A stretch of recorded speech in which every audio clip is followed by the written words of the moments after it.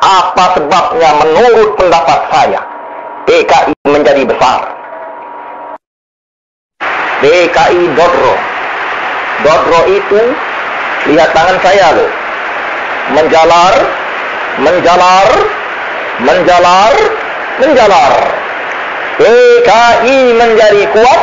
PKI menjadi sekarang beranggotakan 3 juta. Pemudanya 3 juta. Simpatisannya 20 juta. Apa sebabnya PKI demikian? Ialah oleh karena PKI adalah konsekuen progresif revolusioner.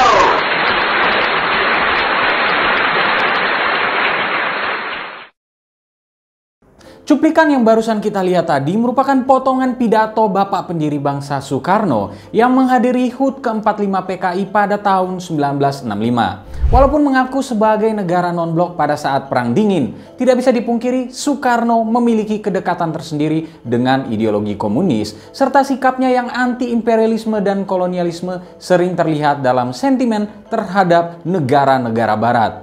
Dalam pidato tersebut, Soekarno berulang kali mengatakan betapa besar dan kuatnya PKI. Kala itu PKI memang tengah tumbuh subur di Indonesia. D.N. Aidit sukses membawa PKI menjadi partai komunis terbesar ketiga di dunia, di belakang Partai Komunis Tiongkok dan Partai Komunis Uni Soviet. Soekarno juga sempat mengatakan bahwa perhitungannya ada sekitar 20 juta simpatisan PKI di Indonesia, atau sekitar 22% dari populasi saat itu. Kejayaan PKI terlihat pada pencapaiannya di pemilu daerah dan citra baik partai itu sendiri karena bebas dari isu korupsi. Kemudian pecahlah tragedi 1965 dan PKI kemudian hancur. Ada banyak faktor yang disebut-sebut menjadi penyebabnya, mulai dari konflik di tubuh militer, campur tangan asing, dan lain sebagainya. Menariknya, beberapa pihak juga menunjuk ide pembentukan Angkatan Kelima yang digagas oleh PKI sebagai salah satu alasannya. Ini adalah ide untuk mempersenjatai buruh dan tani demi menghadapi ancaman dan serangan negara lain. Mungkin itu kali ya yang tergambar di tubuh tani yang menampilkan seorang petani yang tidak memegang cangkul, melainkan senapan dengan tali disandang di belakang badan. Lalu seperti apa gagasan Angkatan Kelima yang diusung oleh PKI ini? Benarkah model angkatan yang oleh beberapa pihak disebut mirip Schutzstaffel atau SS Nazi Jerman ini hanya menjadi strategi PKI untuk memperkuat barisan menuju revolusi komunis?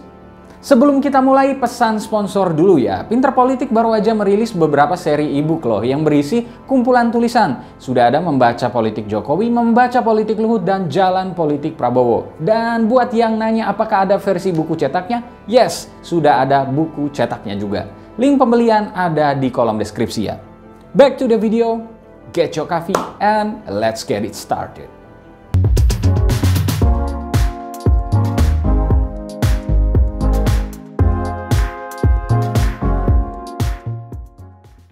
Jelang tahun 1965, Indonesia memiliki 4 angkatan. Ada Angkatan Darat, Angkatan Laut, Angkatan Udara, dan juga Kepolisian Negara Republik Indonesia yang diintegrasikan ke dalam Angkatan Bersenjata Republik Indonesia atau ABRI. Di tengah sengkarut Perang Dingin, muncullah ide Angkatan Kelima ini.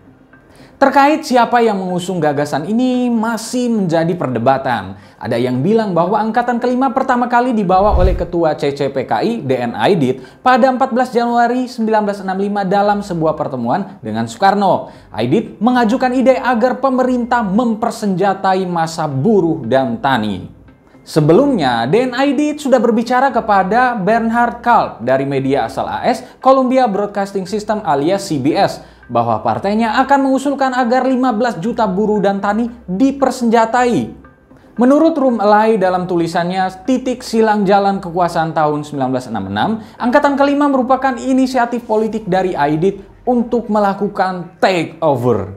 Di sisi lain, Rum Elai juga menunjukkan adanya pendapat yang berbeda mengenai orang yang mengusung Angkatan Kelima. Ia menyebut ide Angkatan Kelima ini berasal dari Soekarno sendiri setelah kunjungannya ke Tiongkok. Bung Karno mendapatkan masukan politik dari pemimpin Tiongkok Mao Zedong beserta Menteri Zhou Enlai yang mengatakan bahwa sudah hukum wajib agar buruh dan tani dipersenjatai untuk memperkuat perlawanan melawan kaum neokolonialis imperialis. Hal ini mirip dengan pasukan tentara merahnya Mao Zedong. Zhou Enlai juga berkomitmen untuk memberikan bantuan senjata dengan harapan Indonesia bisa membentuk setidaknya 10 divisi bersenjata dari kalangan buruh dan tani. Pernyataan Subandrio dalam tulisannya Kesaksianku tentang G30S juga sedikit mirip dengan pendapatnya Rum Alai. Subandrio yang kala itu menjabat sebagai Wakil Perdana Menteri atau Waperdam mengatakan bahwa Angkatan Kelima dibentuk untuk menampung bantuan senjata dari Tiongkok. Bantuan senjata ini tidak dialokasikan ke ABRI karena Soekarno menilai bahwa 4 angkatan tersebut sudah memiliki persenjataan yang cukup. Terlepas dari versi mana yang benar, gagasan Angkatan Kelima ini semakin besar diserukan akibat konfrontasi Indonesia dan Malaysia. Soekarno memang tengah menjalankan kampanye Ganyang Malaysia yang berlangsung dari 1962 hingga 1966. Kampanye ini berangkat dari Inggris yang memberikan kemerdekaan kepada Malaysia dan terkait rencana pembentukan negara federasi Malaysia. Soekarno menilai bahwa hal ini merupakan proyek neokolonialisme dan Indonesia mengambil sikap konfrontatif. Tulis di kolom komentar kalau kalian ingin kita bahas tentang hal ini. Perang tertutup pun terjadi di perbatasan Malaysia-Indonesia di Kalimantan. Indonesia menjalankan operasi Dwi Kora di mana pemerintah juga ikut mengerahkan sukarelawan. Berangkat dari hal ini, PKI semakin berani untuk mengusung pembentukan Angkatan Kelima agar dapat bergabung dengan operasi Dwi Kora. Gagasan Angkatan Kelima ini menuai pro dan kontra serta perdebatan. Angkatan Udara dan Partai Syarikat Islam atau PSII turut mendukung terbentuknya Angkatan Kelima. Tiongkok pun secara terbuka mendesak dibentuknya Angkatan Kelima untuk mendukung perlawanan terhadap neokolonialisme. Zhou Enlai pada kunjungannya di awal tahun 1965 menawarkan akan memberikan bantuan 100.000 senjata ringan untuk Angkatan Kelima secara gratis. Tetapi belum ada bukti yang menunjukkan bahwa senjata ringan itu telah dikirim oleh Tiongkok. Pihak yang menolak gagasan Angkatan Kelima ini berasal dari Angkatan Darat.